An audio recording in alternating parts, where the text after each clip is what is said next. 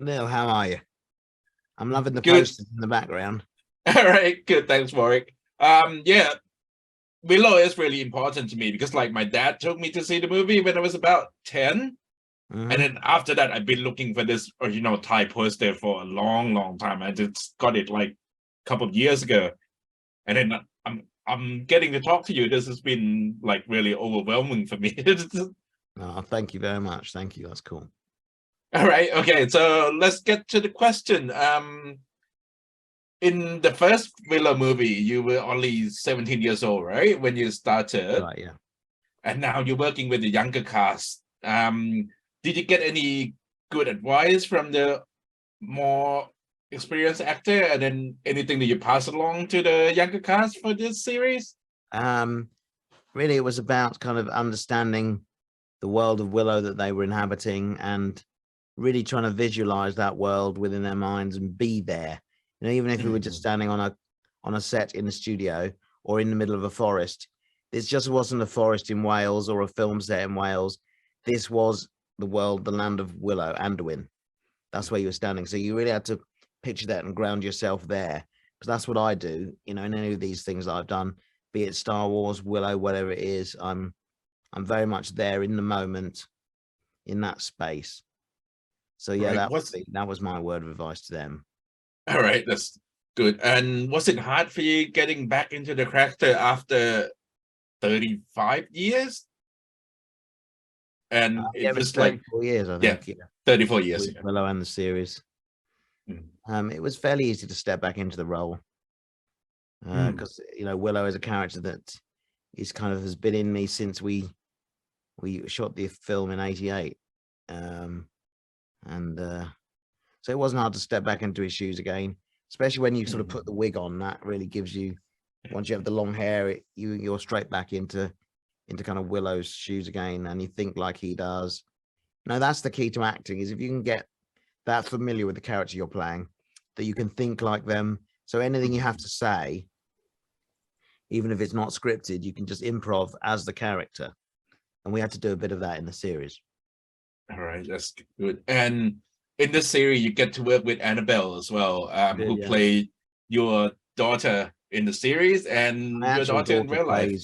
My actual daughter plays Mims, Willow's daughter, in the series. Yeah. Now she was terrific. Yeah, she was great. You must be proud of her, because like I watched your travel documentary as well, and then I remember saw that. Wow. Yeah, because like I saw her Mims, and then I thought she looked familiar, and then I checked the credit, and it was like your daughter. Must be exciting to work with her. Yeah, it was lovely to work with her. Yeah, she's inherited all of my talent. All right, she's a very good actor in her own right. She's actually BAFTA nominated. I've never been nominated for anything. Oh, that's too bad. We got to change that for the series, right? Okay, and okay, so I like the beard that you rock in one of the episodes as well in the flashback. Oh yeah, the little goatee thing. Yeah. How has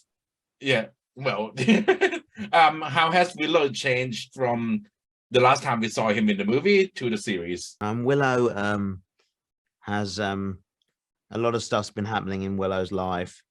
Some stuff has been quite unpleasant and difficult for him. So we see a Willow that is not broken, but is not leading the life he thought he was going to lead when he was when we saw him at the end of the film. Now, he was a hero then. He's kind of been living off of that kind of success and dining out on that since then. But really, is he a true sorcerer, or is he just a fraud? You know, who really is this guy? And I don't think he knows. And here he is again, once again, given this great responsibility to help on a quest he doesn't really want to go on.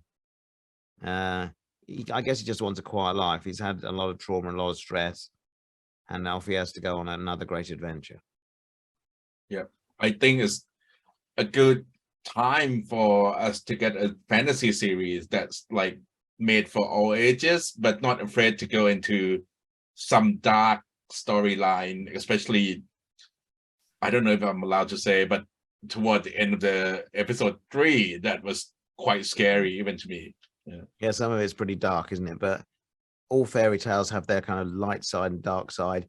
You know, without darkness, there is no contrast with the light, is there? So you've got to have both to make things dramatically effective. It's quite a used tool in storytelling, isn't it? That kind of contrast of light and dark. Yeah, and I think that's why Willow has been such important part of my life, and a lot of people who I talk to who are fan of Willow, even though the movie was like so many years ago, we still talk about it every once in a while and rewatch it, especially now that it's on Disney Plus. We can just rewatch it anytime. It's not so hard anymore.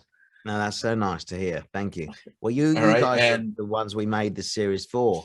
The people who have been with it, been fans for 34 years since they saw the movie. So this series is for you guys. Thank you so much. And I only got a couple seconds left. And can you say hello to the Thai fan first? Just say Sawadee. That's how we say hello in Thai. How do you say it again? Sawadee. Sawadee to all the fans in Thailand. Lots of love and magic from me, Warwick Davis, Willow. Thank you. Thank you so much for it. It's been a pleasure, and it's like made my year this year. It's been great to talk to you. Thank you so much. Thank you. Thanks.